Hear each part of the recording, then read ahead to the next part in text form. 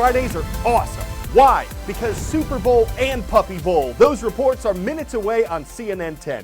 First though, tensions between the U.S. and the Middle Eastern nation of Iran. Earlier this week, Iran tested out a medium-range missile. A U.S. defense official said the test failed and that there was no threat to America or its allies in the Middle East. But do Iran's missile tests break international law? A UN Security Council resolution passed in 2015 tells Iran not to have anything to do with missiles that can carry nuclear weapons. Iran has tested several missiles since then, but it says the resolution does not apply because its missile program is only for defensive purposes. The U.S. doesn't agree. On Wednesday, America's national security advisor called Iran's recent test a provocative breach of the resolution and said the U.S. was putting Iran on notice. Iran responded that it would vigorously continue its missile activity and that it didn't need permission to do it. Trump administration officials say they're planning to impose additional sanctions, penalties on certain people or businesses affiliated with Iran. 10-second trivia. What location was struck in 1960 by the most powerful earthquake ever recorded? Chile, San Francisco, Alaska, or China? On May 22, 1960, a magnitude 9.5 earthquake struck near the South American nation of Chile. The 1960 Chilean earthquake wasn't the most deadly ever recorded, but its effects spread far and wide. In addition to the hundreds killed in Chile, the tsunami generated by the quake killed dozens in Hawaii and as far away as Japan. It also left millions homeless. Looking at more recent seismic activity, here's a map of every quake on record from 2001 through 2015. You can see a lot of them flashing all around or near the Pacific Ring of Fire. Some devastating quakes occurred during this time period. One example, the 9.1 magnitude tremor that shook Sumatra, Indonesia in 2004. More than 220,000 died in that and the tsunami that followed. And the 8.1 magnitude quake that hit Samoa in 2009. Also, an 8.8 magnitude quake in Chile in 2010 and a 9.1 jolt near Japan in 2011. That quake and tsunami killed more than 22,000.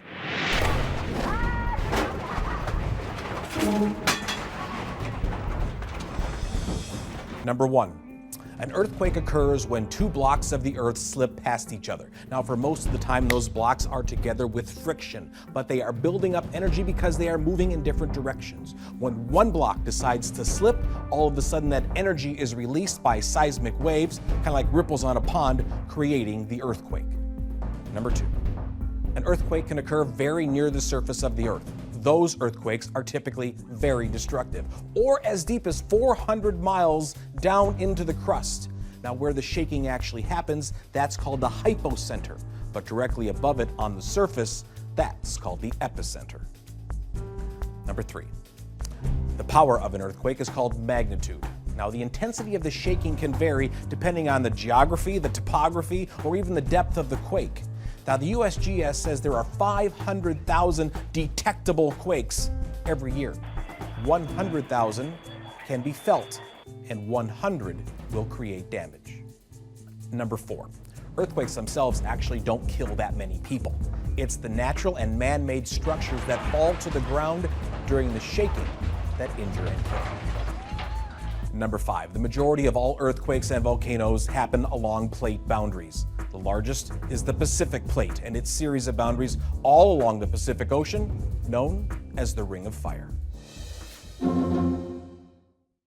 Okay, big game this weekend in the U.S. Pro football is the most popular sport in the country, and its championship game, the Super Bowl, kicks off at 6:30 p.m. Eastern on Sunday. Why this gets so much attention? For one thing, it's routinely viewed by more than 1/3 of the entire country. Nielsen ratings indicated last year's game averaged almost 112 million viewers. That only counts people who watched in a home, not restaurants. Advertisers paid $5 million for each 30-second spot, and this was for a game that came in at number 3 in terms of viewership. The all-time TV record was set in 2015 when Super Bowl 49 got more than 114 million viewers. Will this year's Super Bowl 51 break that record? We'll know after the Atlanta Falcons play the New England Patriots in Houston, Texas. And while all the players in this game are men, that's not the case across the sport.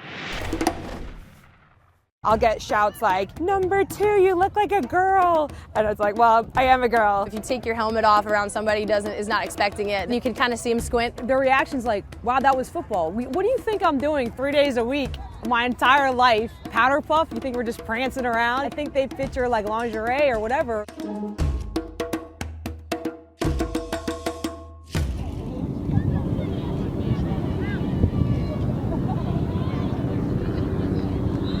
I was a catcher at Maryland, and then I had a teammate who said, you know what, you'd probably be a good quarterback. And I kind of laughed at it, and the league started, and honestly, I didn't take it seriously. And I went out to a game and realized I was missing out, and that's all she wrote. Here I am. I had moved over to England for this job with horses, and I'd seen an ad on Facebook and thought I needed to do it. I could get a bit of American culture in, make friends that way. I haven't looked back since, and that was 4 years ago now. Some girls that I played basketball against in college, I saw it being posted on their Facebook and said, wow, that's really cool. When I'm done with college sports, maybe I'll give it a shot.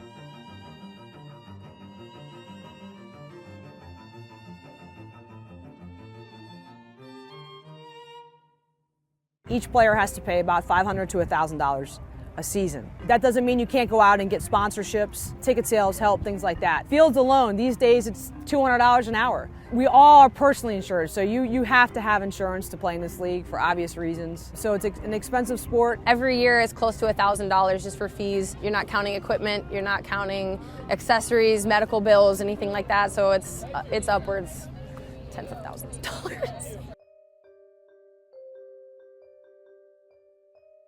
I'm an athletic trainer. I'm a homicide detective for the Prince George's County Police Department in Maryland. So I'm a personal trainer.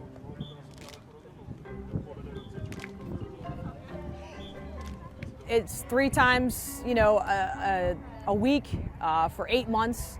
I play Saturdays, I coach Sundays, I've got Thursdays, and then you get your international games, and I actually play on a men's team as well. I play middle linebacker, and I'm actually quite small for that role, but I'm very effective at what I do, and I want to be looked at as an athlete, just like the other girls here. The chance to play football, now that I have it, is almost everything. It's changed my life in more ways than you can imagine, in the people that you meet, in the avenues that it's opened up for me, the places that it's taken me. I ended up in Pittsburgh, moving out of New York City because of the Pittsburgh passion. So it's like at some point you have to consider those decisions were made because of football. When I first started playing, we would literally find a patch of grass. We would use our headlights for practice. Hopefully, 10 years from now, this is, just this standard, and the mindset's changed. The best comment I've ever had was that I would never know you're a woman until you took your helmet off, which means tells me we're playing the sport right, we're doing it right, and we're building it. 1, 2, 3, women's football!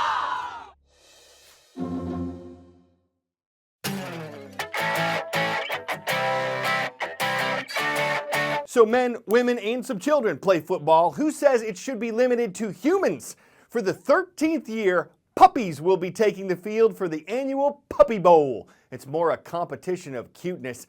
The game, which airs at 3 p.m. on Super Bowl Sunday, helps some of these pups get adopted. They come from shelters across the country. They're all between about 12 and 20 weeks old. They're a mix of breeds, including mixed breeds. And the ref says he's been bitten, chewed, scratched, and needs to avoid stepping on tails. So there are a couple of things to watch out for. The players are all scrappy, and though victory is pup for grabs, it's still a sport with bite, though its bark is probably worse. At least the winning treats could make for a Super Bowl. I'm Azuz, dogging you with puns for CNN 10.